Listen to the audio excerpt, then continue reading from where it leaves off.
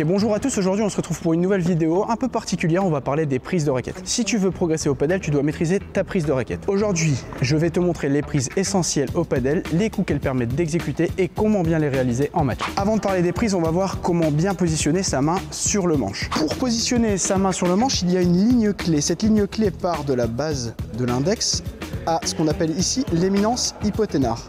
On trace une ligne entre les deux et là on a notre manche de raquette. Cette ligne là montre l'endroit où tu dois positionner ta main sur le manche.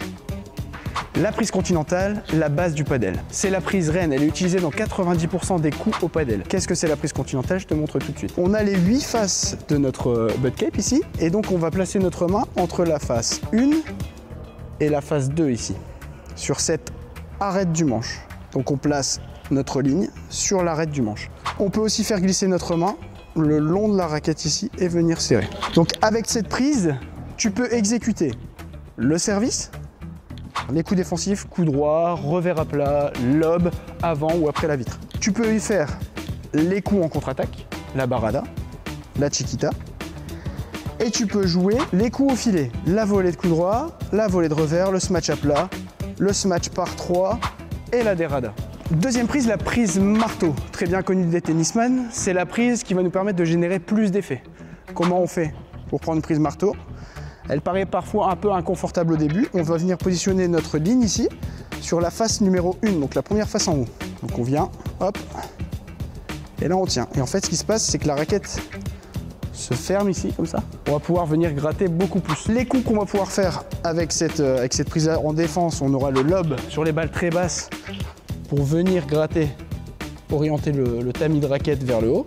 Au filet, on pourra faire le smash rouleau, donc vers la grille, la vibora pour donner de l'effet latéral, le smash par 3 quand on est un peu plus loin du filet. On pourra aussi l'utiliser sur la volée de revers à plat, et notamment la volée de revers un peu plus claquée, agressive à plat. Dernier type de prise, les prises semi-fermées. On aura la prise semi-fermée de revers et la prise semi-fermée de coup droit. C'est les prises qu'on va utiliser pour avoir un peu plus de précision et de contrôle. Pour la prise semi-fermée de coup droit, on va venir se placer sur ce qu'on appelle le petit chanfrein ici, entre le grand méplat et le petit méplat. Donc ça va être sur la face numéro 2, on vient placer notre ligne ici, et ce qui va faire que notre tamis va se fermer un petit peu.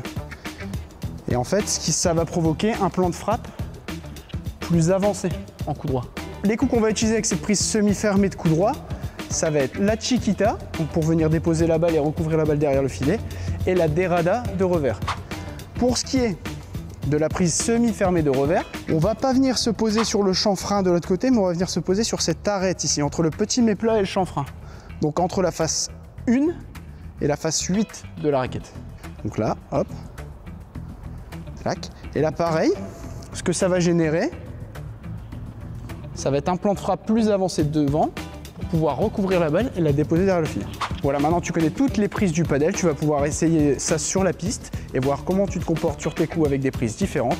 J'espère que ça va te permettre de progresser. En tout cas, c'est important les prises, et ce qui est important aussi pour avoir une bonne prise de raquette, c'est le grip. Et tu peux retrouver pour ça une sélection complète de grips sur notre site extreme-padel.fr. Et sinon, on se retrouve pour des nouvelles vidéos très bientôt. Ciao!